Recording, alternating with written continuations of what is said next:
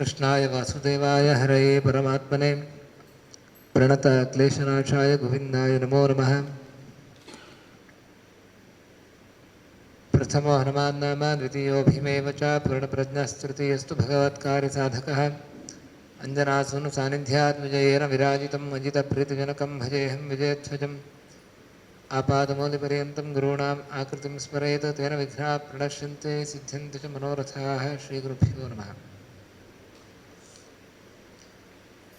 सृष्टिस्थित्यप्येह नेतिदुषितमो बन्धमोक्षाश्च यस्मादस्य श्रीब्रह्मरुद्रप्रभृते सुरनरद्वेषशत्रुआत्मकस्य विष्णोर्व्यस्ताः समस्ताः सकलगुणनिधिः सर्वदोषव्यपेतः पूर्णानन्दो व्ययो यो गुरुरपि परमश्चिन्तयेतं महान्तम् जन्माद्यस्य यतोऽन्वयात् इतरतश्चार्थेष्वभिज्ञस्वराट् तेने ब्रह्महृदाय आदिकवये मुख्यन्ति यं सूरयः तेजो वारिमृदां यथा विनिमयो यत्र त्रिसर्गो मृषा धाम्ना स्वेन सदा निरस्तकुहकं सत्यं परं धीमहि। ನಿನ್ನೆಯ ದಿವಸ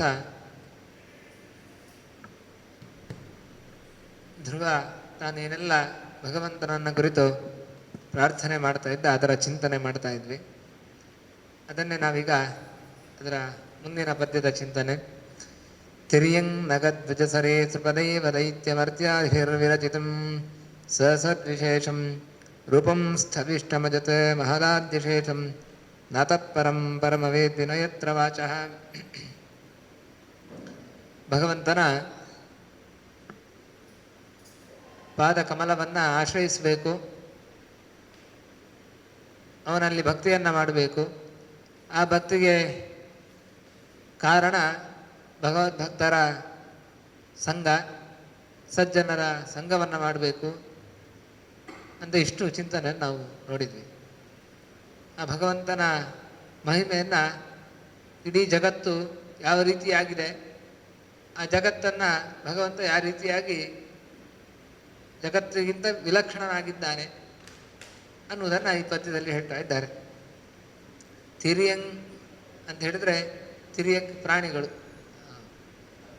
ಅಡ್ಡ ಬೆಳೆಯುವಂಥ, ಅದರಿಂದ ಪ್ರಾಣಿ, ನಗ ಅಂದರೆ ವೃಕ್ಷಗಳು, ದ್ವಿಜ ಪಕ್ಷಿಗಳು, ಸರೀಸೃಪ ಸರ್ಪ, ದೇವದೈತ್ಯ ದೇವತೆಗಳು, ದೈತ್ಯರು, ಮರ್ತ್ಯಾದಿಭಿ ಎಲ್ಲ ಮನುಷ್ಯರು, ಇವರೆಲ್ಲರಿಂದಲೂ ಕೂಡ ಇರುವಂತಹ ವಿರಚಿತಂ ಸಸದ್ ವಿಶೇಷಂ ಸಸತ್ ಸತ್ತು ಅಸತ್ತಾದಂತಹ, ಸತ್ತಾತ್ಮಕವಾದಂತಹ ಅಸದಾತ್ಮಕವಾದಂತಹ ಈ ಜಗತ್ತು ತೇ ಮಹದಾದ್ಯಶೇಷಂ ತೇ ರೂಪಂ ಸ್ಥವಿಷ್ಟಂ ರೂಪಂ, ನಿನ್ನ ಒಂದು ಸ್ಥೂಲ ರೂಪ ಅಂತ ಹೇಳಿದರೆ ಸಕಲ ಜೀವ ಜಂತುಗಳಿಂದ ಕೂಡಿದಂತಹ ಏನು ನಾವು ಚತುರ್ವಿಂಶತಿ ತತ್ವಗಳನ್ನು ಏನು ಹೇಳ್ತೇವೆ, 24 ತತ್ವಗಳು, ಆ ತತ್ವಗಳಿಂದ ಕೂಡಿದಂತಹ ತತ್ವಾಭಿಮಾನಿಗಳಿಂದ ನಿಯತವಾದಂತಹ ಏನೆಲ್ಲ ಈ 14 ಲೋಕಗಳೇನಿದ್ದಾವೆ ಇದೆಲ್ಲವೂ ಕೂಡ ತೇ ಸ್ಥವಿಷ್ಟಂ ರೂಪಂ, ನಿನ್ನ ಇದು ಸ್ಥೂಲ ರೂಪ. ಭಗವಂತನನ್ನು ಅವನ ರೂಪವನ್ನು ಚಿಂತನೆ ಮಾಡಬೇಕಾದ್ರೆ ಪಾತಾಳ, ಅವನ ಕಾಲು, ಈ ರೀತಿಯಾಗಿ 14 ಲೋಕಗಳು ಕೂಡ ಭಗವಂತನ ಅವಯವಗಳ ಚಿಂತನೆಯನ್ನು, ವಿರಾಟ್ ರೂಪದ ಚಿಂತನೆಯನ್ನು ನಾವು ಮಾಡ್ತೇವೆ. ಅದನ್ನು ಇಲ್ಲಿ ಹೇಳ್ತಾ ಇದ್ದಾರೆ. ಇಡೀ ತತ್ವಗಳು ಕೂಡ, ಇಡೀ ಜಗತ್ತು ಕೂಡ ಭಗವಂತನ ಒಂದು ಮೂರ್ತ ಸ್ವರೂಪ, ಭಗವಂತನ ಪ್ರತೀಕವಾಗಿ ಇದ್ದಾವೆ. ಆದರೆ ಹಾಗಿದ್ರೆ ಇಡೀ ಜಗತ್ತು ಭಗವಂತನೇ ಅಂಥೇಳಿ ಎಲ್ಲ ಜೀವ ಬ್ರಹ್ಮನ ಐಕ್ಯವನ್ನು ಹೇಳುವಂಥದ್ದಲ್ವ. ಹಾಗೆ ಇಲ್ಲೂ ಅದನ್ನೇ ಹೇಳಿದೆ, ಜಗತ್ತೇ ಭಗವಂತ ಅಂತ ಹೇಳಿಬಿಟ್ರಲ್ಲ ನೀವು. ಎಲ್ಲಾದರೂ ಆ ರೀತಿ ನಿಮಗೆ ಹೇಳುವುದಕ್ಕೆ ಅವಕಾಶ ಸಿಗ್ಬೋದು ಅಂಥೇಳಿ ಅದಕ್ಕೆ ವ್ಯಾಸರಲ್ಲೇ ಮತ್ತೆ ಹೇಳಿಬಿಟ್ರು. ಅತಃ ಇದಕ್ಕಿಂತ, ಈ ಜಗತ್ತಿಗಿಂತ ಅವನನ್ನು ಪರಂ ವೇದ್ಮಿ, ಅವನನ್ನು ನೀನು ಪರ ಅಂತ ಬೇರೆಯಾಗಿ ಅಂತ ತಿಳಿ, ಮತ್ತು ನಾನು ಧ್ರುವರ ಬೇರೆಯಾಗಿ ಅವನು ಈ ಜಗತ್ತಿಗಿಂತ ಭಿನ್ನನಾಗಿದ್ದಾನೆ ಅಂತ ಹೇಳಿ ಒಂದು ತಿಳಿ, ಮತ್ತು ಅವನನ್ನು, ಅವನ ರೂಪವನ್ನು, ಅವನ ಸ್ವರೂಪವನ್ನು, ಧ್ರುವರಾಯ ಹೇಳ್ತಾ ಇರುವಂಥ ಅವನ ಸ್ವರೂಪವನ್ನು ನಾನು ಪೂರ್ಣವಾಗಿ ತಿಳಿದಿಲ್ಲ. ನನ್ನ ಮಾತಿನಿಂದಲೂ ಕೂಡ, ನನ್ನ ಮಾತಿನಿಂದ ಅಂತಲ್ಲ, ವೇದ ಮಾತುಗಳು ಕೂಡ ವಾಚಃ ಯತ್ರ ನವೇದ್ಮಿ, ಮಾತುಗಳು ಕೂಡ ಅವನನ್ನು ತಿಳಿಸುವುದಕ್ಕೆ, ಮಾತುಗಳು ಅಂದರೆ ವೇದ ಅಂತ ಇಟ್ಕೊಳ್ಬೇಕು, ವೇದಗಳು ಕೂಡ ಅವನನ್ನು ಪೂರ್ಣವಾಗಿ ವರ್ಣಿಸಲು ಸಾಧ್ಯವಾಗಲಿಲ್ಲ ಅಂತೇಳಿ. ನಾನಂತೂ ತಿಳಿಲಿಲ್ಲ ಭಗವಂತನ ರೂಪವನ್ನು. ಆದರೆ ಧ್ರುವರಾಯ ಭಗವಂತನನ್ನು ಎದುರುಗಡೆ ನೋಡ್ತಾ ಇದ್ದಾನೆ, ದರ್ಶನವನ್ನು ಮಾಡ್ತಾ ಇದ್ದಾನೆ, ತಾನು ತಿಳಿದಿಲ್ಲ ಅಂತ ಹೇಳ್ತಾ ಇದ್ದಾನೆ. ಏನಾದರೂ ಅರ್ಥ ಅಂತ ಅದಕ್ಕೆ ಆಚಾರ್ಯರು ತಾತ್ಪರ್ಯದಲ್ಲಿ ಅದನ್ನು ಹೇಳ್ತಾರೆ. ಪಶ್ಯಮನೋಪಿತು ಹರಿಂ ನತು ವೇತ್ತಿ ಕಥಂಚನ ವೇತ್ತಿ ಕಿಂಚಿತ್ ಪ್ರಸಾದೇನ ಹರೇರಥ ಗುರೋಸ್ತಥ. ಅವನು ಭಗವಂತನ ರೂಪವನ್ನು ನೋಡ್ತಾ ಇದ್ರು ಕೂಡ, ವಾಸುದೇವ ರೂಪವನ್ನು ಧ್ರುವ ತಾನು ನೋಡ್ತಾ ಇದ್ರೂ ಕೂಡ ಅವನು ಪೂರ್ಣವಾಗಿ ತಿಳಿದಿಲ್ಲ, ಸ್ವಲ್ಪ ತಿಳಿದಿದ್ದಾನೆ. ಅದು ಹೇಗೆ ಅಂದರೆ ವೇತ್ತಿ ಕಿಂಚಿತ್ತು ಪ್ರಸಾದೇನ ಹರೇಹೇ ಗುರೋಹ ಪ್ರಸಾದೇನ ತಥಾ ಕಿಂಚಿತ್ ವೇತ್ತಿ. ಹರಿಗುರುಗಳ ಅನುಗ್ರಹದಿಂದ, ಹರಿಯ ಅನುಗ್ರಹದಿಂದ, ಗುರುವಾದಂತಹ ನಾರದರ ಅನುಗ್ರಹದಿಂದ ಒಂದು ಸ್ವಲ್ಪ ಭಗವಂತನ ರೂಪವನ್ನು ತಿಳಿದಿದ್ದಾನೆ. ಯಾಕಂತ ಹೇಳಿದ್ರೆ ಭಗವಂತ ಅನಂತ, ಅವನನ್ನು ಪೂರ್ಣವಾಗಿ ತಿಳಿಯುವುದಕ್ಕೆ ಯಾರಿಂದಲೂ ಸಾಧ್ಯ ಇಲ್ಲ.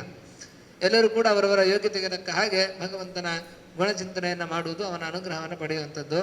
ಅದರಿಂದ ನಾನು ತಿಳಿದಿದ್ದೇ ಸ್ವಲ್ಪ ಅಂತ ಹೇಳ್ತಾ, ನಾನು ಮಾತ್ರ ನಾನಾದರೆ ಅಲ್ಪ. ಅದರಿಂದ ಅಲ್ಪ ಅಂತ ಹೇಳಿದ್ರೆ ಧ್ರುವನ ನಮಗೆ ಹೋಲಿಸಿಕೊಂಡು ಹೇಳ್ತಾ ಇರೋದಲ್ಲ, ಅವನು ಹೇಳ್ತಿರೋ ದೇವತೆಗಳನ್ನು ಹೋಲಿಸಿಕೊಂಡು, ವೇದ ಮಾತನ್ನು ಹೋಲಿಸಿಕೊಂಡು ಹೇಳ್ತಾ ಇದ್ದಾನೆ. ವೇದಗಳು ಅನಂತ, ಅನಂತ ವೈ ವೇದಾಹ ಅಂತ ಹೇಳುವಂಥದ್ದು.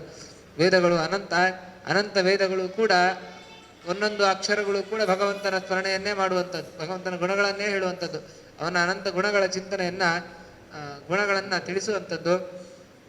ಅವುಗಳ ಯಥೋ ವಾಚೋ ನಿವರ್ತಂತೆ ಅಪ್ರಾಪ್ಯ ಮನಸಾ ಸಹ ಅಂತ ಹೇಳುವ ಹಾಗೆ ಭಗವಂತನನ್ನು ತಿಳಿಸುವುದಕ್ಕೆ ವೇದ ಮಾತುಗಳು ಕೂಡ ಪೂರ್ಣವಾಗಿ ಸಾಧ್ಯ ಆಗಲಿಲ್ಲಂತೆ. ವೇದಗಳು ಅನಂತ, ಭಗವಂತನ ಗುಣಗಳು ಅನಂತ, ಎರಡಕ್ಕೂ ಕಾಂಪಿಟೇಷನ್, ಆದರೆ ಅದಕ್ಕೆ ಮುಗಿಯುವುದಿಲ್ಲ.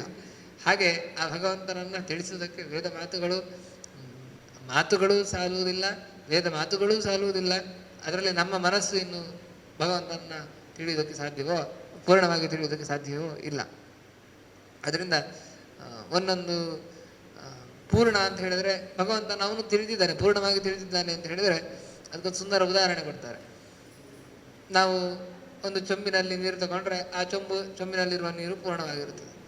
ಒಂದು ಬಕೆಟು, ಇನ್ನೊಂದು ಡ್ರಮ್ಮು, ಏನು ಇನ್ನು ಬೇರೆ ಬೇರೆ ತಗೊಂಡೋದ್ರೆ ಎಲ್ಲವೂ ಪೂರ್ಣವೇ, ಆದರೆ ಅವುಗಳ ಗಾತ್ರ ಮಾತ್ರ ವ್ಯತ್ಯಾಸ ಅಷ್ಟೇ. ಹಾಗೆ ನಾವು ಕೂಡ ಭಗವಂತನನ್ನು ಪೂರ್ಣವಾಗಿ ತಿಳಿದಿದ್ದೇವೆ ಅಂದರೆ ನಮ್ಮ ಯೋಗ್ಯತೆಗೆ ಪೂರ್ಣವಾಗಿ ನಾವು ತಿಳಿದಿದ್ದೇವೆ ಅಂತ ಅರ್ಥ. ಹೀಗೆ ಧ್ರುವ ತಾನು ಪರಿಪೂರ್ಣವಾಗಿ ತಿಳಿದಿಲ್ಲ, ಪೂರ್ಣವಾಗಿ ಅವನ ಯೋಗ್ಯತೆಗೆ ತಕ್ಕ ಹಾಗೆ ಆ ಭಗವಂತನ ತಿಳಿದಿದ್ದಾನೆ ಅಂಥೇಳಿ ನಾವು ಆಚಾರ್ಯರು ಅದನ್ನು ತಿಳಿಸಿಕೊಡ್ತಾರೆ.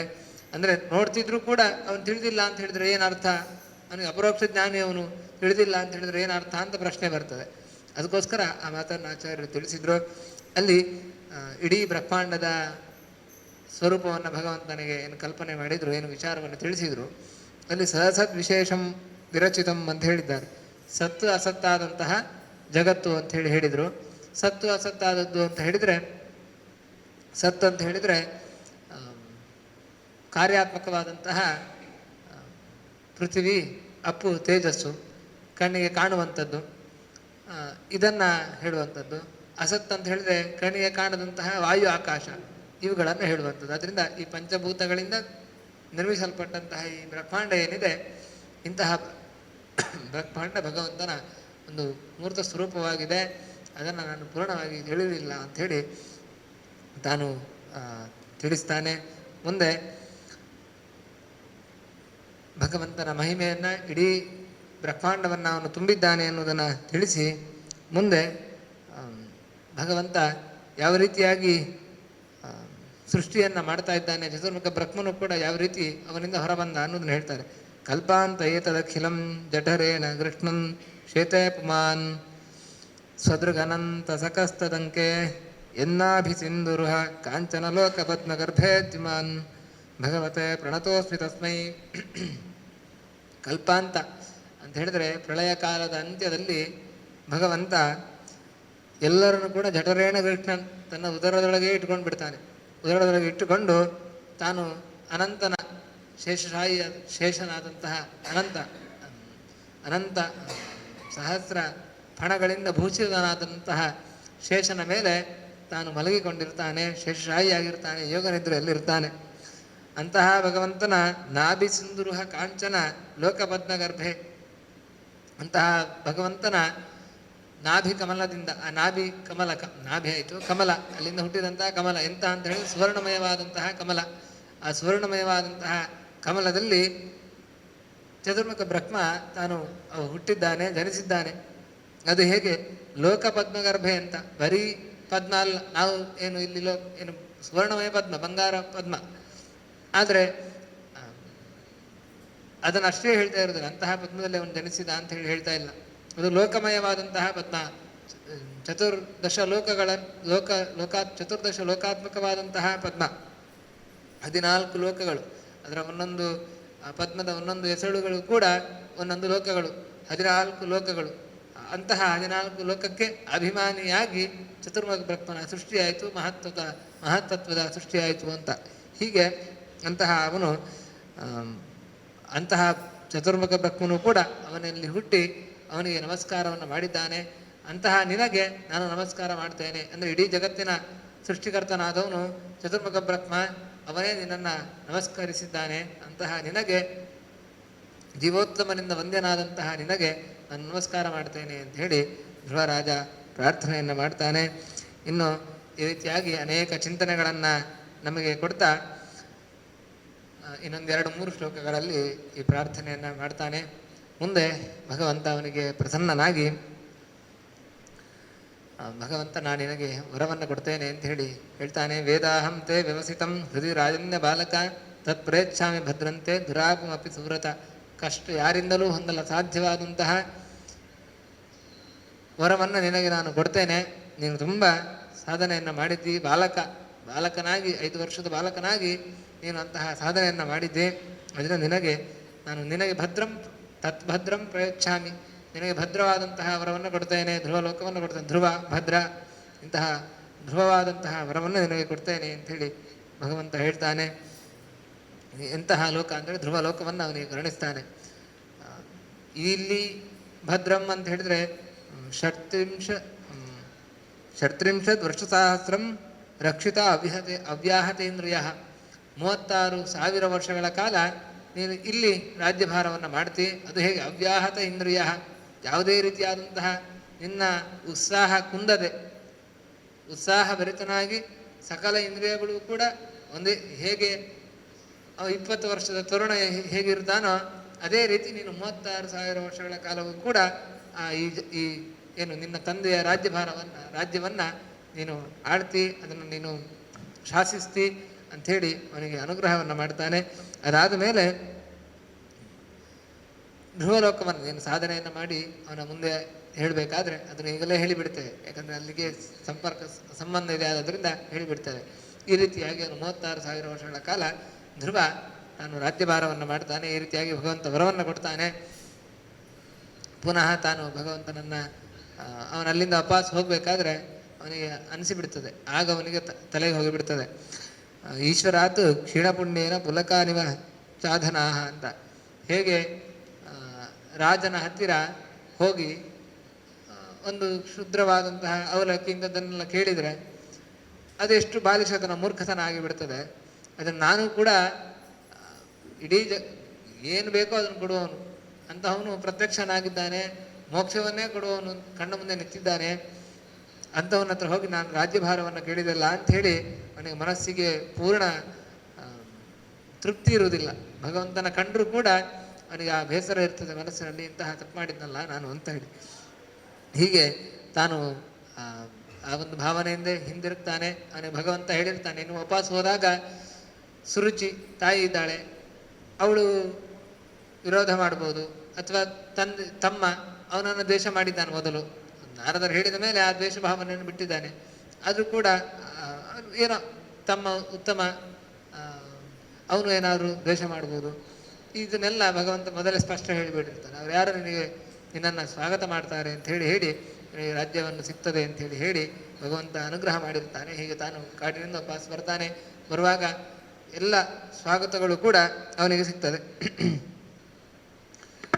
ಅದಕ್ಕೆ ಅಲ್ಲೇ ಬರುವಂತಹ ಮಾತು, ಯಸ್ಯ ಪ್ರಸನ್ನೋ ಭಗವಾನ್ ಗುಣೈರ್ ಮೈತ್ರ್ಯಾಧಿಭೀರ್ ಹರಿಹಿ ತಸ್ಮೈ ನಮಂತಿ ಭೂತಾನಿ ನಿಮ್ನ ಮಾಪ ಇವ ಸ್ವಯಂ. ಯಾರಿಗೆ ಅವನು ಭಗವಂತನನ್ನು ಒಲಿಸಿಕೊಂಡು ಪುನಃ ರಾಜ್ಯಕ್ಕೆ ಬಂದ, ಎಲ್ಲ ರಾಜ್ಯ ಪಟ್ಟಾಭಿಷೇಕವನ್ನು ಅವನಿಗೆ ವಯಸ್ಸು ಬಂದಾಗ ರಾಜ ತಾನು ಕಾಡಿಗೆ ಹೋದ, ತನ್ನ ಮಗನಿಗೆ ಎಲ್ಲವನ್ನು ಕೊಟ್ಟು ತಾನು ಕಾಡಿಗೆ ಹೋದ. ಎಲ್ಲ ಸಂಪತ್ತುಗಳು ಕೂಡ ಧ್ರುವನಿಗೆ ಸಿಕ್ಕಿತು. ತನ್ನ ತಾಯಿ, ಅವಳಿಗೆ ಯಾವಾಗಲೂ ಮಗನ ಮೇಲೆ ಪ್ರೀತಿ ಇತ್ತು, ಅದರಲ್ಲೇನು ಸಂಶಯ ಇಲ್ಲ. ಸವತಿಯ ಏನು ಮಲತಾಯಿಯಾರಿದ್ದಾಳೆ ಸುರುಚಿ, ಅವಳಿಗೂ ಮಗನ ಮೇಲೆ ಪ್ರೀತಿ, ಧ್ರುವನ ಮೇಲೆ ಪ್ರೀತಿ. ಇಷ್ಟು ಸಣ್ಣ ಬಾಲಕ ನನ್ನ ಮಾತನ್ನ ಚಾಲೆಂಜ್ ಆಗಿ ತೆಗೆದುಕೊಂಡು ಹೋಗಿ ಸಾಧನೆ ಮಾಡಿ ಬಂದ ಅಂಥೇಳಿ ಅವಳಿಗೂ ಖುಷಿ, ರಾಜನಿಗೂ ತಂದೆಗೂ ಖುಷಿ, ತಮ್ಮನಿಗೂ ಅವನಿಗೂ ಖುಷಿ. ಹೀಗೆ ಎಲ್ಲರಿಗೂ ಕೂಡ ಇಡೀ ರಾಜ್ಯದ ಜನರು ಕೂಡ ಆ ಧ್ರುವನನ್ನ ತಮ್ಮ ರಾಜ ಅಂಥೇಳಿ ಬಹಳ ಪ್ರೀತಿಯಿಂದ ಸ್ವಾಗತ ಮಾಡಿದರು. ಅವನಿಗೆ ಅವನನ್ನು ಪ್ರೀತಿಯಿಂದ ಸ್ವಾಗತಿಸಿದರು. ಸಕಲ ಸಂಪತ್ತುಗಳು ಕೂಡ ಅವನಿಗೆ ಸಿಕ್ಕಿತು. ಅದಕ್ಕೇನು ಕಾರಣ ಅಂತ ಹೇಳ್ತಾರೆ ವ್ಯಾಸರು. ಮೈತ್ರ್ಯಾದಿಭಿಃ ಗುಣೈಃ ಭಗವಾನ್ ಹರಿಃ ಯಸ್ಯ ಪ್ರಸನ್ನಃ. ಮೈತ್ರ್ಯಾದಿಭಿಃ ಅಂತ ಹೇಳಿದ್ರೆ ಭಗವಂತನನ್ನು ನಾವು ಮೈತ್ರ ಮುಂತಾದ ಗುಣಗಳಿಂದ ಆರಾಧನೆಯನ್ನು ಮಾಡಿ, ಏನು ಅವನು ತಾನು ತಪಸ್ಸನ್ನು ಏನು ಮಾಡಿದ್ದಾನೆ ಈ ರೀತಿಯಾದಂತಹ ಗುಣಗಳಿಂದ ಆರಾಧನೆಯನ್ನು ಮಾಡಿ ಭಗವಂತ ಆ ಗುಣಗಳಿಂದ ಅವನಿಗೆ ಪ್ರಸನ್ನನಾದ ಅಂತ ಹೇಳಿದರೆ, ತಸ್ಮೈ ನಮಂತಿ ಭೂತಾನಿ, ಅವನಿಗೆ ತಸ್ಮೈ ಅಂತವನಿಗೆ ಭೂತಾನಿ ನಮಂತಿ, ಸಕಲ ಭೂತಗಳು ಕೂಡ, ಸಕಲ ಜೀವರು ಕೂಡ, ಭೂತ ಅಂದರೆ ಜೀವರು, ಸಕಲ ಜೀವರು ಕೂಡ ಅವನಿಗೆ ನಮಂತಿ ನಮಸ್ಕಾರವನ್ನು ಮಾಡ್ತಾರೆ. ಅದರಿಂದ ಎಲ್ಲವೂ ತಮ್ಮನ್ನು ತಾವೇ ಅವನಿಗೆ ಅರ್ಪಣೆ ಮಾಡಿಕೊಂಡು ಬಿಡ್ತಾರೆ. ಯಾಕೆ ಅಂತ ಹೇಳಿದ್ರೆ ಅವನು ಆ ಗುಣಗಳಿಂದ ಭಗವಂತನನ್ನು ಆರಾಧನೆಯನ್ನು ಮಾಡಿದ್ದಾನೆ, ಆ ರೀತಿಯಾಗಿ ಬದುಕಿದ್ದಾನೆ. ಆ ರೀತಿಯಾದ ಗುಣಗಳನ್ನು, ಮೈತ್ರಾದಿ ಗುಣಗಳನ್ನು ಅಳವಡಿಸಿಕೊಂಡು ತಾನು ಬದುಕಿ ಆ ಭಗವಂತನ ಅನುಗ್ರಹವನ್ನು ಪಡೆದುಕೊಂಡಿದ್ದಾನೆ. ಆದ್ದರಿಂದ ಅವನಿಗೆ ಸಕಲ ಜೀವರು ಕೂಡ ಅವನಿಗೆ ವಂದಿಸ್ತಾರೆ. ಅವನನ್ನು ನಮ್ಮ ರಾಜ ಅಂಥೇಳಿ ಇಟ್ಕೊಳ್ತಾರೆ. ಅಂತಹ ದೊಡ್ಡ ಅನುಗ್ರಹವನ್ನು ಭಗವಂತನ ಆರಾಧನೆಯನ್ನು ಮಾಡಿ ಧ್ರುವ ಪಡೆದುಕೊಂಡ. ಅದರಿಂದ ನಾವು ಲೋಕದಲ್ಲಿ ನಮಗೂ ಏನಾದರೂ ಸಂಪತ್ತು ಬೇಕು, ನಮಗೂ ಏನಾದರೂ ಅಧಿಕಾರ, ಹೆಸರು ಇದೆಲ್ಲ ಬೇಕು ಅಂತ ಹೇಳಿದರೆ ನಾವಾಗೆ ಲೋಕದಲ್ಲಿ ನಾವು ಪ್ರಯತ್ನ ಮಾಡಿದರೆ ಅದೆಷ್ಟು ಸಫಲವಾಗ್ತದೋ ಗೊತ್ತಿಲ್ಲ. ಆದರೆ ಅದೆಲ್ಲ ಬೇಕು ಅಂತಿತ್ತು ಅಂತ ಹೇಳಿದರೆ ಆ ಭಗವಂತನನ್ನೇ ಆರಾಧನೆ ಮಾಡಿಬಿಟ್ರೆ ಆಗ ಎಲ್ಲರೂ ಯಾರು ಎಲ್ಲ ನಮಗೇನು ಅಪೇಕ್ಷೆ ಪಡ್ತೀವೋ ಅದೆಲ್ಲವೂ ಕೂಡ ಭಗವಂತ ಬೇರೆಯವರ ಮೂಲಕ ಕರುಣಿಸಿ ಬಿಡ್ತಾನೆ. ಆದ್ದರಿಂದ ಭಗವಂತನನ್ನು ನಿನ್ನೆ ದಿವಸ ನಾವು ಅದನ್ನು ಚಿಂತನೆ ಮಾಡಿದ್ವಿ. ಅದರಿಂದ ಭಗವಂತ ಪ್ರಸನ್ನನಾದರೆ ಸಕಲ ಎಂತಹ ದೊಡ್ಡ ಪೋಸ್ಟ್ನಲ್ಲಿ ಹುದ್ದೆಯಲ್ಲಿದ್ದವರಾದರೂ ಕೂಡ ಅವರು ಬಂದು ಅವನಿಗೆ ನಮಸ್ಕಾರವನ್ನು ಮಾಡ್ತಾರೆ. ಯಾಕಂತ ಹೇಳಿದ್ರೆ ಭಗವಂತ ಅವನಿಗೆ ಆ ರೀತಿಯಾದಂಥ ಪ್ರೇರೇಪಣೆಯನ್ನು ಮಾಡ್ತಾನೆ. ಈ ರೀತಿಯಾಗಿ ಆ ಭಗವಂತನ ಅನುಗ್ರಹವನ್ನು ನಮಗೆ ತಿಳಿಸ್ತಾ, ಅಂತಹ ಅಮೂಲ್ಯವಾದಂತಹ ಅನುಗ್ರಹವನ್ನು ನಾವು ಪಡಿಬೇಕು ಅನ್ನೋದನ್ನು ತಿಳಿಸ್ತಾ ಮುಂದೆ ಧ್ರುವರಾಯ ರಾಜ್ಯವನ್ನು ಆಳ್ತಾನೆ. ಒಂದಷ್ಟು ಸಮಯ ಆದ ನಂತರ ಉತ್ತಮ ತನ್ನ ತಮ್ಮ ಅವನು ಬೇಟೆಯಾಡುವುದಕ್ಕೆ ತಾನು ಕಾಡಿಗೆ ಹೋದಾಗ ಗಂಧರ್ವರೊಟ್ಟಿಗೆ ಪರಸ್ಪರ ಯುದ್ಧ ಮಾಡಿಕೊಂಡು ತಾನು ದೇಹತ್ಯಾಗವನ್ನು ಮರಣವನ್ನು ಹೊಂದುತ್ತಾನೆ. ಧ್ರುವ ಭಗವಂತನನ್ನು ಒಲಿಸಿಕೊಂಡವನಾದರೂ ಕೂಡ ತನ್ನ ತಮ್ಮನ ಮೇಲೆ ಅವನಿಗೆ ಮೋಹ ಇತ್ತು, ಪ್ರೀತಿ ಇತ್ತು. ಅದನ್ನು ತಮ್ಮನನ್ನು ಕೊಂದಿದ್ದಾನೆ ವಿನಾಕಾರಣ ಅಂಥೇಳಿ ಗಂಧರ್ವ ಒಬ್ಬ ಯಕ್ಷ ಅವನೊಟ್ಟಿಗೆ ಅದು ವಿಷಯ ತಿಳಿದ ತಕ್ಷಣ ಅವನು ಸಿಟ್ಟು ಬಂದು ಕ್ರೋಧದಿಂದ ಯುದ್ಧವನ್ನು ಮಾಡ್ತಾನೆ. ಎಷ್ಟೋ ಜನ ರಾಕ್ಷಸರ, ಯಕ್ಷರ, ದೇವತೆಗಳ, ಗಂಧರ್ವರ ಪರಿವಾರವನ್ನು ಅವನು ನಾಶ ಮಾಡ್ತಾನೆ. ಆಗ ತನ್ನ ಮೂಲ ಪಿತಾಮಹನಾದಂತಹ ಅವನು ಸ್ವಯಂಭುವ ಮನು ಅವನು ತಾನು ಬಂದು ಅವನಿಗೆ ಉಪದೇಶವನ್ನು ಮಾಡ್ತಾನೆ. ಇಂತಹ ದುಷ್ಕಾರ್ಯವನ್ನು ನೀನು ಮಾಡಬಾರ್ದು, ಇದು ನಮ್ಮ ಕುಲಕ್ಕೆ ಉಚಿತವಾದಂತಹ ಕಾರ್ಯ ಅಲ್ಲ. ಯಾಕೆ ಅಂತ ಹೇಳಿದರೆ ನಾವು ಪ್ರಜೆಗಳನ್ನು ಬೆಳೆಸುವಂಥವರು, ಧರ್ಮ ಮಾರ್ಗದಲ್ಲಿ ನಡೆಯುವಂತೆ ಅವರಿಗೆ ಶಾಸನ ಮಾಡುವಂಥವರು. ಈ ರೀತಿಯಾದಂತಹ ದುಷ್ಟರು ಮಾಡುವಂತಹ ಕಾರ್ಯವನ್ನು, ಹಿಂಸೆಯನ್ನು ನೀನು ಮಾಡಬಾರ್ದು, ಅದನ್ನು ಬಿಡು. ಒಬ್ಬ ಮಾಡಿದ್ದು ತಪ್ಪು, ಆದ್ದರಿಂದ ಅವನಿಗೆ ಶಿಕ್ಷೆಯನ್ನು ಕೊಟ್ಟಿದ್ದಿ. ಅದನ್ನು ಹೊರತು ಎಷ್ಟೋ ಜನ ಅಪರಾಧ ಮಾಡದೇ ಇರುವವರಿಗೂ ನೀನು ಶಿಕ್ಷೆಯನ್ನು ಕೊಟ್ಟಿದ್ದಿ. ಅದರಿಂದ ಅಂತಹ ಕೆಲಸದಿಂದ ಅಂತಹ ಒಂದು ಚಿಂತನೆಯನ್ನು ಬಿಟ್ಟುಬಿಡು ಅಂಥೇಳಿ ಅವನಿಗೆ ಉಪದೇಶವನ್ನು ಮಾಡ್ತಾನೆ. ನಾಯಂ ಮಾರ್ಗೋ ಹಿ ಸಾಧೂನಾಂ ಹೃಷಿಕೇಶಾನುವರ್ತಿನಾಂ ಯದ್ ಆತ್ಮಾನಂ ಅಸಂರಕ್ಷ್ಯ ಪಶುದ್ಭೂತ ವಿಶ್ರುತಂ. ಹೇಗೆ ಪ್ರಾಣಿಗಳಂತೆ ನೀನು ಕೂಡ, ನಿನ್ನ ಮನಸ್ಸು ಕೂಡ ಅಷ್ಟೇ ಹಾಳಾಗಿಬಿಟ್ಟಿದೆ. ಅದು ಕೂಡ ಹೃಷಿಕೇಶಾನುವರ್ತಿನಾಂ, ಸಕಲ ಇಂದ್ರಿಯಗಳ ಪ್ರೇರಕನಾದಂತಹ ಹೃಷಿಕೇಶನನ್ನು ಅವನ ಅನುವರ್ತಿ ನೀನು, ಅವನ ಭಕ್ತನಾದವನು ನೀನು ಇಂತಹ ಕೆಲಸವನ್ನು ಮಾಡಬಾರ್ದು. ಬೇರೆ ಯಾರು ಮಾಡಿದರೂ ತೊಂದರೆ ಇಲ್ಲ, ಹೃಷಿಕೇಶನ ಅನುವರ್ತಿ ಆದವನು ಈ ರೀತಿ ಕೆಲಸವನ್ನು ಮಾಡಬಾರ್ದು. ಯಾಕೆ ಆ ಪದವನ್ನು ಹೇಳಿದರು ಅಂತ ಹೇಳಿದರೆ, ಋಷಿಕೇಶ ಅಂದರೆ ಸಕಲ ಇಂದ್ರಿಯಗಳ ಪ್ರೇರಕ ಅಂತ ಅರ್ಥ, ಭಗವಂತನಿಗೆ ಹೇಳಿ ಹೆಸರು. ಆದ್ದರಿಂದ ಅಲ್ಲಿ ಉತ್ತಮನನ್ನು ಕೊಂದವನು ಕೂಡ, ಅದಕ್ಕೆ ಪ್ರೇರೇಪಣೆ ಕೊಟ್ಟವನು ಕೂಡ, ಪ್ರೇರಕನಾದವನು ಕೂಡ ಭಗವಂತನೇ ಆದದ್ರಿಂದ ಅದನ್ನು ತಿಳಿದಂತಹ ನೀನು ವಿನಾಕಾರಣ ಏನು ಸಜ್ಜನರಾದಂತಹ ಆ ಯಕ್ಷರನ್ನು, ಗಂಧರ್ವರನ್ನು ನೀನು ಶಿಕ್ಷಿಸುವುದು ತಪ್ಪು. ನಿನಗೆ ಆ ಚಿಂತನೆ ಇಲ್ಲ, ಎಲ್ಲವೂ ಕೂಡ ಭಗವಂತ ಮಾಡುವುದಲ್ಲ ಅಂತ ನಿನಗೆ ಚಿಂತನೆ ಇದ್ದರೆ ನೀನು ಅವರೊಟ್ಟಿಗೆ ಯುದ್ಧ ಮಾಡ್ಬೋದು. ಆದರೆ ಅದೆಲ್ಲ ಗೊತ್ತಿದ್ದು ಭಗವಂತನನ್ನು ನೀನು ಸಾಕ್ಷಾತ್ಕರಿಸಿಕೊಂಡರೂ ಕೂಡ ಆ ಋಷಿಕೇಶನ ಆರಾಧನೆಯನ್ನು ಮಾಡಿದವನಾದರೂ ಕೂಡ ನೀನು ಈ ರೀತಿ ಮಾಡ್ತಾ ಇರುವಂಥದ್ದು ತಪ್ಪು ಅಂಥೇಳಿ, ಅಂದರೆ ಅದರಲ್ಲಿ ಡೈರೆಕ್ಟಾಗಿ ಹೇಳಿಲ್ಲ, ಇಂಡೈರೆಕ್ಟಾಗಿ ಹೇಳಿದರು.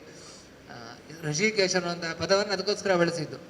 ನೀನು ಆ ಚಿಂತನೆ ಉಳ್ಳವನು, ನಿನಗೆ ಗೊತ್ತುಂಟು, ಆ ರೀತಿ ಈ ರೀತಿ ಮಾಡಬೇಡ ಅಂಥೇಳಿ ಹೇಳ್ತಾ, ಅದರಿಂದ ಸರ್ವಭೂತಾತ್ಮ ಭಾವೇನ ಭೂತಾವಾಸಂ ಹರಿಂ ಭವಾನ್ ಆರಾಧ್ಯಾಪ ದುರಾರಾಧ್ಯಂ ವಿಷ್ಣುವತ ಪರಮಂ ಪದಂ. ಅದರಿಂದ ಅಂತಹ ಸಕಲ ಜೀವದ ಅಂತರ್ಯಾಮಿಯಾಗಿ ಇರುವಂತಹ, ಯಾರಿಂದಲೂ ಕೂಡ ಅವನನ್ನು ಹೊಂದುವುದಕ್ಕೆ ಅಸಾಧ್ಯವಾದಂತಹ, ಬಹಳ ದುರ್ಲಭನಾದಂತಹ ಭಗವಂತನನ್ನು ನೀನು ಹೊಂದಿದ್ದಿ. ಅದರಿಂದ ಅಂತಹ ಭಗವಂತನ ಅನುಗ್ರಹವನ್ನು ಪಡೆದಿದ್ದಿ, ಇಂತಹ ದುಷ್ಕಾರ್ಯವನ್ನು ಬಿಡು ಅಂಥೇಳಿ ಪ್ರಾರ್ಥನೆಯನ್ನು ಮಾಡಿ, ಉಪದೇಶವನ್ನು ಮಾಡಿ, ಮತ್ತು ಇಡೀ ಈ ನಮ್ಮ ಕರ್ಮಕ್ಕೆ ಕಾರಣ ಅಥವಾ ಇನ್ನೊಬ್ಬರ ಸಂಹಾರಕ್ಕೆ ಕಾರಣ, ಮಹಾಭಾರತದಲ್ಲೂ ಕೂಡ ಹೇಳಬೇಕಾದ್ರೆ ಕೃಷ್ಣನೇ ಹೇಳ್ತಾನೆ, ನಿಮಿತ್ತ ಮಾತ್ರ ಭವ ಸವ್ಯಸಾಚಿನ್, ನಿನ್ನ ನಿಮಿತ್ತ ಮಾತ್ರ ಎಲ್ಲ ಸೈನಿಕರನ್ನು ಕೂಡ ನಾನೇ ಮೊದಲು ಸಂಹಾರ ಮಾಡಿ ಆಗಿದೆ, ನೀನು ಸುಮ್ಮನೆ ಎದುರು ಗೊಂಬೆ ಹಾಗೆ, ನಾನು ಹೇಳಿದ ಹಾಗೆ ನಾನು ಮಾಡಿದ್ದಾಗಿದೆ, ನೀನು ಎದುರು ನಿಮಿತ್ತವಾಗಿ ನೀನು ಇದ್ದೆ ಅಷ್ಟೇ, ನೀನು ಮಾಡಿದ್ದಿ ಅಂತ ಹೇಳಿ. ಆದರೆ ನಿಮಿತ್ತ ಮಾಡಿಕೊಂಡು ಅವನಿಂದ ಆ ಕಾರ್ಯವನ್ನು ಮಾಡಿಸಿದ್ರೆ ಅರ್ಜುನನಿಗೆ ಪುಣ್ಯ ಉಂಟು. ಆದರೆ ಅವನೊಳಗಿದ್ದು ಸಂಹಾರ ಮಾಡಿದವನು ಶ್ರೀಕೃಷ್ಣನೇ, ಸಂಹಾರ ಮಾಡಿಸಿದ್ದವನು ಶ್ರೀಕೃಷ್ಣನೇ, ಮಾಡಿದವನು ಶ್ರೀಕೃಷ್ಣನೇ. ಅದರಿಂದ ಇಲ್ಲಿ ಕಾಲನಾಮಕ ಭಗವಂತನಿಗೆ ಕಾಲ ಅಂತ ಹೆಸರು. ಕಾಲೋಸ್ಮಿ ಲೋಕ ಕ್ಷಯಕೃತ್ ಪ್ರವೃತ್ತ ಅಂತೇಳಿ ಗೀತೆಯಲ್ಲಿ ಹೇಳುವ ಹಾಗೆ, ಕ್ಷಯಕೃತ್ ಸಂಹಾರ ರೂಪವಾದಂತಹ ಕಾಲನಾಮಕನಾಗಿ ಭಗವಂತ ಸಕಲ ಬ್ರಹ್ಮಾಂಡವನ್ನು ಕೂಡ ಸಂಹಾರ ಮಾಡ್ತಾನೆ. ಅದರಿಂದ ಅವನಿಗೆ ಕಾಲ ಅಂತ ಹೆಸರು ಅವನಿಗೆ. ಅಂತಹ ಕಾಲನಾಮಕ ಭಗವಂತನಿಂದಲೇ ಸಕಲ ಜೀವರ ಸಂಹಾರವೂ ನಡೆಯುವಂಥದ್ದು. ಅದರಿಂದ ನಿನ್ನ ತಮ್ಮನನ್ನು ಕೊಂದಿದ್ದು ಅವನು ಅಂತ ನೀನು ತಿಳಿದಿದ್ದು ತಪ್ಪು. ಅವನ ಮೇಲೆ ದ್ವೇಷವನ್ನು ಬಿಡು, ಅವರ ಮೇಲೆ ಅಂದರೆ ಕುಬೇರನ ಅನುಚರರ ಮೇಲೆ ನೀನು ದ್ವೇಷವನ್ನು ಬಿಡು ಅಂತೇಳಿ ಹೇಳ್ತಾ, ನಮಗೂ ಕೂಡ ಆ ಕಾಲನಾಮಕ ಭಗವಂತನಿಂದಲೇ ಸಕಲವು ನಡೆಯುವುದು ಅನ್ನೋದನ್ನು ತಿಳಿಸ್ತಾ, ಆ ಭಗವಂತನ ಒಂದು ಅಪೂರ್ವವಾದಂತಹ ಮಹಿಮೆ, ಹಿಂದೆಯೂ ಹೇಳಿದ್ದಾರೆ, ಅಂತಹ ಮಹಿಮೆಯನ್ನು ಹೇಳಿ ಉಪದೇಶವನ್ನು ಮಾಡ್ತಾನೆ. ಸೋನಂತೋ ಸಹ ಅನಂತಃ ಅಂತಕರಃ ಕಾಲಃ ಅನಾದಿ ಆದಿಕೃತ ಅವ್ಯಯ ಜನಂ ಜನೇನ ಜನಯನ್ ಮಾರಯನ್ ಮೃತ್ಯುನಾ ಆತ್ಮನಃ ಅಂಥೇಳಿ ಹೇಗೆ ಜನರ ಸೃಷ್ಟಿ ಆಗ್ತದೆ, ಹೇಗೆ ಸಂಹಾರ ಆಗ್ತದೆ ಅನ್ನೋದನ್ನು ಹೇಳ್ತಾ ಭಗವಂತನ ಗುಣವನ್ನು ಹೇಳ್ತಾರೆ. ಆ ಭಗವಂತ ಅನಂತಹ, ಅವನಿಗೆ ಅಂತ ಇಲ್ಲ. ಆದರೆ ಅವನು ಅಂತಕರಃ, ಎಲ್ಲರನ್ನು ಕೂಡ ನಾಶ ಮಾಡುವಂಥವನು. ಅವನನ್ನು ನಾಶ ಮಾಡುವವರು ಯಾರು ಇಲ್ಲ, ಅವನೆಲ್ಲರನ್ನು ನಾಶ ಮಾಡುವಂಥವನು. ಅವನೇ ಕಾಲನಾಮಕ ಭಗವಂತ. ಮತ್ತು ಅವನಿಗೆ ಅನಾದಿ, ಅವನು ಮೊದಲಿಂದ ಇದ್ದಾನೆ. ಅದರಿಂದ ಅವನಿಗೆ ಯಾರೋ ಹುಟ್ಟುಕೊಟ್ಟವರಿದ್ದಾರಾ ಹೇಳಿದರೆ ಇಲ್ಲ, ಹುಟ್ಟಿಸಿದವರಿದ್ದಾರಾ ಇಲ್ಲ. ಅನಾದಿ ಆದಿಕೃತ, ಎಲ್ಲರಿಗೂ ಎಲ್ಲರ ಸೃಷ್ಟಿಕರ್ತನು ಅವನೇ. ಆದಿಕೃತ ಸಂಹಾರಕರ್ತರು, ಸೃಷ್ಟಿಕರ್ತ ಎರಡು ಹೇಳಿದರು. ಅವ್ಯಯ, ಮತ್ತು ಸದಾ ಕಾಲವೂ ಕೂಡ ಒಂದೇ ರೀತಿಯಾಗಿ ಇರುವಂಥವನು. ಶಾಶ್ವತ ಏಕ ಪ್ರಕಾರ, ಯಾವುದೇ ವ್ಯಯ ಇಲ್ಲ. ಒಂದು ಸತಿ ಅವನ ಬಲ ಕಮ್ಮಿ ಆಗೋದು, ಅವನ ಜ್ಞಾನ ಕಮ್ಮಿ ಆಗೋದು ಅಥವಾ ಜಾಸ್ತಿ ಆಗೋದು ಅಂತಿಲ್ಲ, ಒಂದೇ ರೀತಿಯಾಗಿ ಇರುವಂಥದ್ದು. ಇಂತಹ ಭಗವಂತ ಜನೇನ ಜನಂ ಜನಯನ್, ಜನರಿಂದ ಜನರನ್ನು ಹುಟ್ಟಿಸಿ ಮೃತ್ಯುನ ಮಾರಯನ್, ಹಾಗೆ ಆ ಜನರಿಂದಲೇ ಮತ್ತೆ ಜನರೊಳಗಿದ್ದು ತಾನೇ ಅವರನ್ನು ಮಾರಯನ್, ಕೊಲ್ಲಿಸ್ತಾ ಈ ರೀತಿಯಾಗಿ ಭಗವಂತ ಸೃಷ್ಟಿಯ ಸಂಹಾರಗಳನ್ನು ಮಾಡ್ತಾನೆ ಅಂಥೇಳಿ ತಿಳಿಸ್ತಾರೆ. ಹೀಗೆ ಸಕಲ ಜೀವರ ಸೃಷ್ಟಿ ಸ್ಥಿತಿ ಸಂಹಾರಗಳಿಗೆ ಅವನೇ ಕಾರಣ. ಕೇವಲ ಜೀವರನ್ನು ನಿಮಿತ್ತವಾಗಿಟ್ಟುಕೊಂಡು ಅವನು ಮಾಡ್ತಾನೆ ಹೊರತು ಮೊನ್ನೆ ದಿವಸವೂ ನಾವು ಆ ಚಿಂತನೆ ಮಾಡಿ, ನಮ್ಮ ಕರ್ಮಕ್ಕನುಸಾರಿಯಾಗಿ ಭಗವಂತ ಒಬ್ಬ ವ್ಯಕ್ತಿಯನ್ನು ಅದಕ್ಕೆ ನಿಮಿತ್ತ ಮಾಡಿಕೊಂಡು ಆ ಕರ್ಮ ಫಲವನ್ನು ಕೊಡ್ತಾನೆ ಅಂತ ಅದನ್ನೇ ನಮಗೆ ಇಲ್ಲಿ ತಿಳಿಸ್ತಾ ಈ ರೀತಿಯಾಗಿ ಉಪದೇಶವನ್ನು ಮಾಡ್ತಾನೆ. ತಾನು ಇಂತಹ ವಿಚಾರವನ್ನು ತಿಳಿದಂತಹ ಧ್ರುವ ತಾನು ಆ ದ್ವೇಷವನ್ನು ಬಿಟ್ಟು ಭಗವಂತನಿಗೆ ನಾನು ಮಾಡಿ ತಪ್ಪು ಅಂತ ಹೇಳಿ ಚಿಂತನೆ ಮಾಡಿಕೊಂಡು ಪುನಃ ತಾನು ಆ ಯುದ್ಧವನ್ನು ಬಿಟ್ಟು ಬರ್ತಾನೆ. ಅವನು ಬಂದಿದ್ದು ನೋಡಿ ಅವನ ಇಡೀ ಕುಲಕ್ಕೆ ಸಂತೋಷವಾಗ್ತದೆ. ತಾನು ಬಂದು ಪುನಃ ರಾಜ್ಯಭಾರವನ್ನು ಮಾಡ್ತಾನೆ. ವಿಶೇಷವಾಗಿ ಅನೇಕ ಯಜ್ಞಗಳನ್ನು ಮಾಡಿ ಭಗವಂತನನ್ನು ಆರಾಧನೆಯನ್ನು ಮಾಡ್ತಾನೆ. ಕಾಮ್ಯ ಕರ್ಮಕ್ಕೆ ಮಾಡಿದ್ದಲ್ಲ, ಭಗವಂತನ ಅನುಗ್ರಹಕ್ಕೆ ಮಾಡಿದ್ದು. ಭಗವಂತನ ಅನುಗ್ರಹವೇ ಸಿಗಬೇಕು ಅನ್ನುವ ದೃಷ್ಟಿಯಲ್ಲಿ ಅವನು ಸಾಧನೆಯನ್ನು ಮಾಡಿ ಕೊನೆಯಲ್ಲಿ ತನ್ನ ರಾಜ್ಯವನ್ನು ಮಗನಿಗೆ ಒಪ್ಪಿಸ್ತಾನೆ. ಅವನ ಮಗ ಉತ್ಕಲ ಅಂತ. ಅವನು ರಾಜ್ಯವನ್ನು ಪಡೆಯುವುದಕ್ಕೆ ಇಚ್ಛೆ ಪಡುವುದಿಲ್ಲ. ರಾಜ್ಯಭಾರ ನಾನು ಮಾಡುವುದಿಲ್ಲ, ನಾನು ತಪಸ್ಸು ಮಾಡ್ತೇನೆ ಅಂತ ಹೋಗಿಬಿಡ್ತಾನೆ. ಇನ್ನೊಬ್ಬ ಮಗನಿಗೆ ಅವನು ರಾಜ್ಯಭಾರವನ್ನು ಕೊಟ್ಟು ನಾನು ಅಂತಹ ರಾಜನಾದರೂ ಭಗವಂತನ ಕಂಡರೂ ಕೂಡ ಕೊನೆಗೆ ಅವನು ಬದರಿಯಲ್ಲಿ ಹೋಗಿ ಆ ಭಗವಂತನ ಏನು ಅಷ್ಟಾಂಗ ಯೋಗಗಳನ್ನು, ಆಸನ, ಪ್ರಾಣಾಯಾಮ, ಪ್ರತ್ಯಾಹಾರ, ನಿಯಮನ, ಏನೆಲ್ಲ ಅಷ್ಟಾಂಗ ಯೋಗಗಳಿದ್ದಾವೆ, ಧ್ಯಾನ, ಧಾರಣ, ಸಮಾಧಿ, ಇದೆಲ್ಲವನ್ನು ಕೂಡ ತಾನು ಸಿದ್ಧಿ ಮಾಡಿಕೊಂಡು ಭಗವಂತನನ್ನು ಏಕಾಂತದಲ್ಲಿ ತಾನು ಚಿಂತನೆಯನ್ನು ಮಾಡಿಕೊಂಡು ಅವನ ಅನುಗ್ರಹವನ್ನು ಪಡಿತಾನೆ. ತಾನು ಅಂತ್ಯಕಾಲದಲ್ಲಿ ಅವನು ತನ್ನ ದೇಹವನ್ನು ಬಿಟ್ಟು ವಿಷ್ಣು ದೂತರು ಬಂದು, ಜಯ ವಿಜಯರು ಬಂದು ಅವನನ್ನು ಕರೆದುಕೊಂಡು ಹೋಗ್ತಾರೆ. ಹೋಗುವಾಗ ಆ ಧ್ರುವಲೋಕದ ಒಂದು ಚಿತ್ರಣವನ್ನು ಕೊಡ್ತಾರೆ, ಹೇಗಿತ್ತು ಅಂತ. ಸಕಲ ಗ್ರಹಗಳು, ನಕ್ಷತ್ರಗಳು, ಋಷಿ ಮುನಿಗಳು ಎಲ್ಲರೂ ಕೂಡ, ಅಂದರೆ ಋಷಿ ಗಣಗಳೇನಿದ್ದಾವೆ ಅವುಗಳೆಲ್ಲ ಆ ಲೋಕದ ಸುತ್ತ, ಧ್ರುವಲೋಕದ ಸುತ್ತ ಸುತ್ತುತ್ತಾ ಇರ್ತವೆ. ಯಾರು ಕೂಡ ಅಲ್ಲಿ ಆ ಲೋಕದ ಒಳಗೆ ಹೋಗೋಕ್ಕಾಗಲ್ಲ. ಪುಣ್ಯ ಮಾಡಿದವರೆಲ್ಲರೂ ಕೂಡ ದೂರದಿಂದ ನೋಡೋದಕ್ಕೆ ಅದಕ್ಕೆ ಅವಕಾಶ ಉಂಟೆ ಹೊರತು ಅದರೊಳಗೆ ಹೋಗೋದಕ್ಕೆ ಅವಕಾಶ ಇಲ್ಲ. ನಿನಗೆ ಅಂತಹ ಲೋಕದ ಒಳಗೆ ನೀನು ಅದನ್ನು ಆಳುವ ಯೋಗ ನಿನಗೆ ಭಗವಂತ ಅನುಗ್ರಹಿಸಿದ್ದಾನೆ ಅಂತ ಹೇಳಿ ಆ ಧ್ರುವಲೋಕಕ್ಕೆ ಅವನನ್ನು ಕರೆದುಕೊಂಡು ಹೋಗಿ ಅಲ್ಲಿ ಶಿಂಶುಮಾರ ಮೂರ್ತಿಯ ಅಧೀನದಲ್ಲಿ ಇಡೀ ಲೋಕವು ಕೂಡ ಇರುವಂಥದ್ದು, ಸಕಲ ಗ್ರಹಗಳು ಕೂಡ ಇರುವಂಥದ್ದು. ಅಂತಹ ಧ್ರುವಲೋಕದ ಆಧಿಪತ್ಯವನ್ನು ಧ್ರುವರಾಯ ಪಡಿತಾನೆ. ಹೀಗೆ ಆ ಭಗವಂತನ ವಿಶೇಷ ಅನುಗ್ರಹವನ್ನು ಪಡೆದುಕೊಂಡು ತಾನು ಮದುವೆಯಾಗಿದ್ದು ಕೂಡ ಶಿಂಶುಮಾರನ ಮಗಳಾದಂತಹ ಭೂಮಿಯನ್ನು. ಹೀಗೆ ವಿಶೇಷವಾಗಿ ಆ ಭಗವಂತನ ಅನುಗ್ರಹವನ್ನು ಪಡೆದಂತಹ ಧ್ರುವ ತಾನು ಭಗವದ್ಭಕ್ತನಾಗಿ ಮೊದಲಿಗೆ ತಾನು ರಾಜ್ಯವನ್ನು ಬೇಡಿದರೂ ಕೂಡ ಕೊನೆಗೆ ಅದು ತನ್ನ ಕರ್ತವ್ಯವೇ ಆಗಿತ್ತು. ಅದನ್ನು ನಿರ್ವಹಣೆ ಮಾಡಿ ಭಗವಂತನ ಅನುಗ್ರಹವನ್ನು ಪಡೆದ. ಈ ರೀತಿಯಾಗಿ ಆ ಭಗವಂತನ ಅನುಗ್ರಹವನ್ನು ಪಡೆದವನು. ನಾವು ಅದರ ಚಿಂತನೆಯನ್ನು 3 ದಿವಸದಿಂದ ಮಾಡ್ತಾ ಇದ್ದೇವೆ.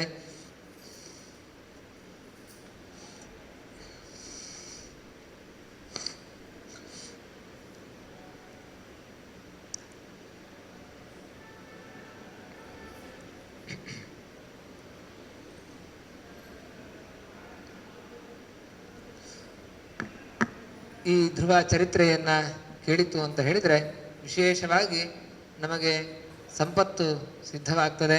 ಎಲ್ಲ ಲೌಕಿಕ ಸಂಪತ್ತುಗಳು ಕೂಡ, ಬರೀ ವೈದಿಕ ಸಂಪತ್ತಲ್ಲ, ಲೌಕಿಕ ಸಂಪತ್ತು ನಮಗೆ ಅನುಗ್ರಹವಾಗ್ತದೆ. ಅದರೊಟ್ಟಿಗೆ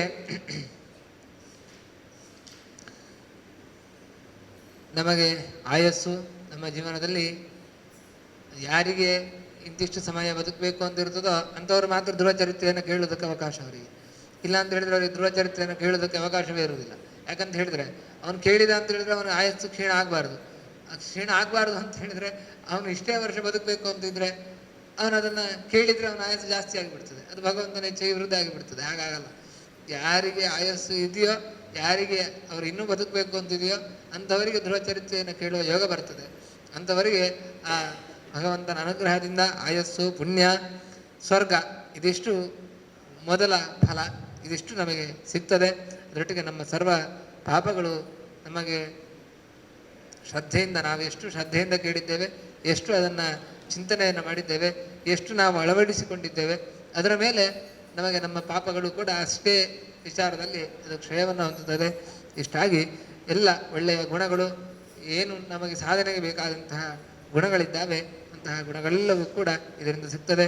ಇದೆಲ್ಲದಕ್ಕಿಂತ ಹೆಚ್ಚು ಭಗವಂತನ ಅನುಗ್ರಹ, ಆ ಮೂಲಕ ಮೋಕ್ಷ ಅನ್ನುವಂಥದ್ದು ಸಿಗ್ತದೆ ಅಂಥೇಳಿ ಇದರ ಇಡೀ ಕಥಾಶ್ರಮಣದ ಫಲಶ್ರುತಿಯನ್ನು ನಮಗೆ ತಿಳಿಸಿ ನಾವು ಅಂತಹ ಶ್ರವಣವನ್ನು ಮಾಡಿದ್ದೇವೆ. ನಮಗೆ ಅಂತಹ ಫಲಗಳು ಸಿಗಲಿ. ಧ್ರುವರಾಜರ ಅಪರ ಅವತಾರವೇ ಶ್ರೀಪಾದರಾಜರು. ಆದ್ದರಿಂದ ಶ್ರೀಪಾದರಾಜರ ಸನ್ನಿಧಿಯಲ್ಲಿ ನಾವು ಧ್ರುವನ ಚರಿತ್ರೆಯನ್ನು ಚಿಂತನೆಯನ್ನು ಮಾಡಿದ್ದೇವೆ. ಅದರಿಂದ ಶ್ರೀಪಾದರಾಜರು ನಮಗೆಲ್ಲ ಅನುಗ್ರಹವನ್ನು ಮಾಡಲಿ.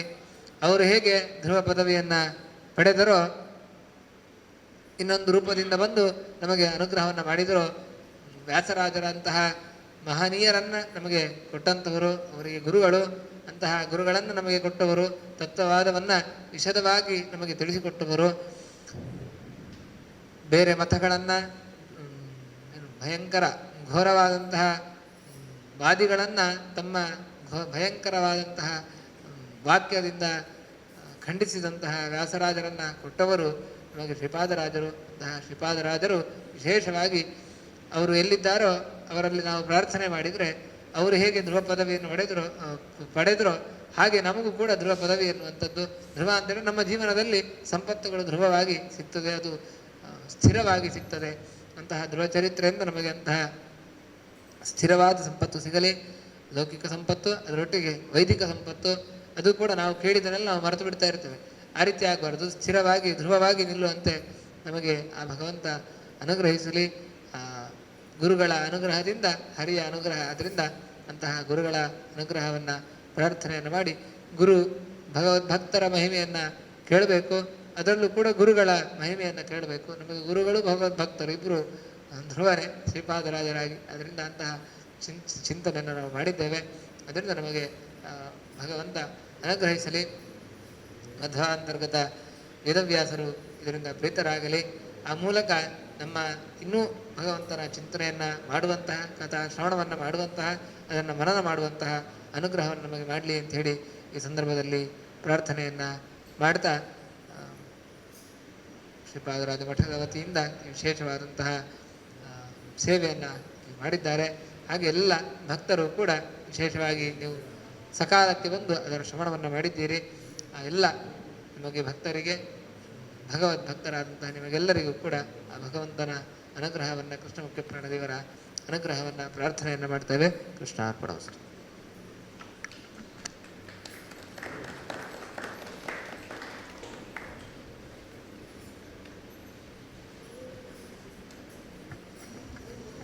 ಶ್ರೀ ಗುರುಭ್ಯೋ ನಮಃ. ಹರಿ ಓಂ.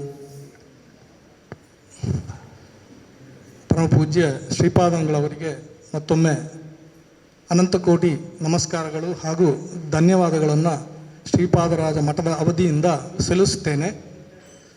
ಕಳೆದ 3 ದಿವಸಗಳಲ್ಲಿ ಶ್ರೀಪಾದರಾಜರು ಹಾಗೂ ಧ್ರುವ ಚರಿತ್ರೆಯ ಹೇಳುವುದ ಮೂಲಕ ಸ್ವಾಮಿಗಳು ನಮ್ಮೆಲ್ಲರಿಗೂ ಒಳ್ಳೆ ಆಯುಸ್ಸನ್ನು ನೀಡಿದ್ದಾರೆ ಅಂತ ಭಾವಿಸ್ತೇನೆ. ಅದಕ್ಕೋಸ್ಕರ ಸ್ವಾಮಿಗಳಿಗೆ ಮತ್ತೊಮ್ಮೆ ಧನ್ಯವಾದಗಳನ್ನು ತಿಳಿಸ್ತೇನೆ. ಸ್ವಾಮಿಗಳು ಹೇಳಿದಂತೆ ಧ್ರುವ ಚರಿತ್ರೆಯನ್ನು ಪುನಃ ನಾವು ಓದೋದ್ರಿಂದ ಅದರ ಫಲವಾದ ಎಲ್ಲ ಲೌಕಿಕ ಸಂಪತ್ತು ಹಾಗೂ ವೈದಿಕ ಸಂಪತ್ತನ್ನು ಪಡಿಬೇಕು ಅಂತ ಶ್ರೀಗಳವರು ನಮ್ಮನ್ನು ಆಶೀರ್ವದಿಸಿದ್ದಾರೆ. ಅದು ತಕ್ಕಂತೆ ನಾವು ಕೂಡ ಶ್ರೀಪಾದರಾಜರಲ್ಲಿ ಅತ್ಯಂತ ಭಕ್ತಿ ಹಾಗೂ ಪರಮಾತ್ಮನಲ್ಲಿ ಭಕ್ತಿಯನ್ನು ಬೆಳೆಸೋದಕ್ಕೆ ಇದು ಒಂದು ಒಳ್ಳೆಯ ಅವಕಾಶವಾಗಿದೆ. ಮತ್ತೊಮ್ಮೆ ನನ್ನ ಪ್ರಣಾಮಗಳನ್ನು ಹಾಗೂ ಧನ್ಯವಾದಗಳನ್ನು ಸ್ವಾಮಿಗಳಿಗೆ ತಿಳಿಸುತ್ತೇನೆ. ನಮ್ಮ ಶ್ರೀಪಾದರಾಜ ಮಠಾಧೀಶರಾದ ಶ್ರೀ ಸುಜಯನಿಧಿ ತೀರ್ಥ ಶ್ರೀಪಾದಂಗರವರಿಗೆ ಈ ರೀತಿಯಲ್ಲಿ ಸ್ವಾಮಿಗಳು 3 ದಿವಸದಿಂದ ಪ್ರವಚನವನ್ನು, ಅನುಗ್ರಹ ಸಂದೇಶವನ್ನು ನೀಡ್ತಾ ಇದ್ದಾರೆ ಅಂತ ತಿಳಿಸಿದಾಗ ಸ್ವಾಮಿಗಳು ತುಂಬ ಸಂತೋಷಪಟ್ಟರು. ಅದರಲ್ಲಿಯೂ ವಿಶೇಷವಾಗಿ ನಮ್ಮ ಧ್ರುವ ಚರಿತ್ರೆಯನ್ನು ಸ್ವಾಮಿಗಳು ತಿಳಿಸ್ತಾ ಇದ್ದಾರೆ ಅಂತ ಹೇಳಿದಾಗ ತುಂಬ ಆನಂದಪಟ್ಟರು. ಅವರ ಒಂದು ಅನುಗ್ರಹದಿಂದ ನಾವು ಎಲ್ಲರೂ ಇಲ್ಲಿ ಸಜ್ಜನರು ಸೇರಿಕೊಂಡು ಭಗವತ್ ಚಿಂತನೆಯನ್ನು ಇನ್ನೂ ಹೆಚ್ಚು ಬೆಳೆಸಬೇಕಂತ ಎಲ್ಲರಲ್ಲಿಯೂ ಪ್ರಾರ್ಥನೆ ಮಾಡ್ತೇನೆ. ಈಗ ಮಠದ ಅವಧಿಯಿಂದ ಸ್ವಾಮಿಗಳವರಿಗೆ ಒಂದು ಫಲ ಕಾಣಿಕೆಯನ್ನು ಕೊಡಬೇಕಂತ ಮಧ್ವರಾಯನವರು, ಕೃಷ್ಣ ಅವರು ಮಧ್ವರಾಯನವರು ಸ್ವಾಮಿಗಳಿಗೆ ಫಲ ಸಮರ್ಪಣೆ ಮಾಡಿ ಅಂತ. ಅನುವಾದ ಮೇಡಮ್ ಬನ್ನಿ ಬನ್ನಿ ಮೇಡಮ್ ಬನ್ನಿ.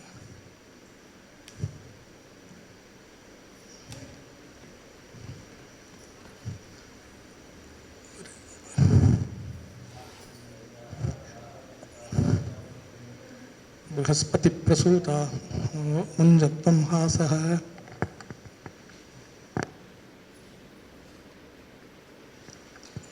ಅದ ನಂತರ ಎಲ್ಲರಿಗೂ ಫಲಹಾರ ವ್ಯವಸ್ಥೆಯೂ ಇದೆ. ದಯವಿಟ್ಟು ಎಲ್ಲರೂ ಸ್ವಾಮಿಗಳು ಬೇರೆ ಕಡೆ ತ್ರೈವಿದ್ಯ ಗುರುಕುಲಕ್ಕೆ ಹೋಗೋದಿದೆ ಈಗ ರಾತ್ರಿ ಪೂಜೆಗೆ. ಹಾಗಾಗಿ ಈಗಲೇ ಎಲ್ಲರೂ ಸ್ವಾಮಿಗಳಲ್ಲಿ ಫಲಮಂತ್ರಾಸ್ತಿ ತಗೋಬೇಕು ಅಂತ ವಿನಂತಿ.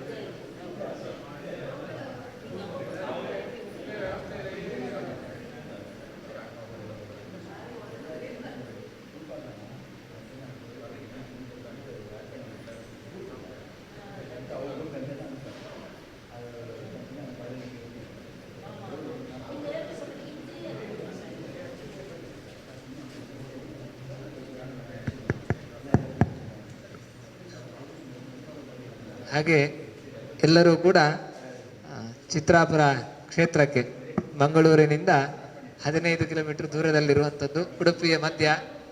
ಎಲ್ಲರೂ ಕೂಡ ಚಿತ್ರಾಪುರದಲ್ಲಿ ವಿಜಯಧ್ವಜರಿಗೆ ಒಲಿದಂತಹ ದುರ್ಗಾದೇವಿಯ ಸನ್ನಿಧಾನ, ಹಾಗೆ ಕೃಷ್ಣ ಮುಖ್ಯ ನಮ್ಮ ಪಟ್ಟಣ ದೇವರಂಥ ಕೃಷ್ಣ ಮುಖ್ಯ ಪ್ರಾಣರ ಸನ್ನಿಧಾನ ಇದೆ.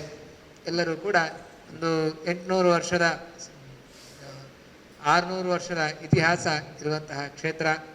ಎಲ್ಲರೂ ಕೂಡ ಬರಬೇಕು, ಬಂದು ಆ ದುರ್ಗಾದೇವಿಯ ಕೃಷ್ಣ ಮುಖ್ಯ ಪ್ರಾಣದೇವರ ಅನುಗ್ರಹವನ್ನು ಪಡೆಯಬೇಕು. ವಿಶೇಷವಾದಂತಹ ಉದ್ಭವಲಿಂಗವಾಗಿ ಅಲ್ಲಿ ತಾಯಿ ಅವತರಿಸಿದ್ದು, ಅದು ವಿಜಯಧ್ವಜರು ಪ್ರತಿಷ್ಠೆ ಮಾಡಿದ್ದು. ಅದರಿಂದ ಎಲ್ಲರೂ ಕೂಡ ಸಪ್ತ ದುರ್ಗೆಯರು ಅಂತ ಎಲ್ಲರೂ ಕೂಡ ಬಂದು ಆ ತಾಯಿಯ ದುರಿತ ಹರಳಾದಂತಹ ದುರ್ಗೆಯ ಅನುಗ್ರಹವನ್ನು ಪಡೆಯಿರಿ, ಕೃಷ್ಣ ಮುಖ್ಯ ಪ್ರಾಣರ ಅನುಗ್ರಹವನ್ನು ಪಡೆಯಿರಿ ಅಂತ ಈ ಸಂದರ್ಭದಲ್ಲಿ ಅಪೇಕ್ಷೆ ಪಡ್ತೇವೆ.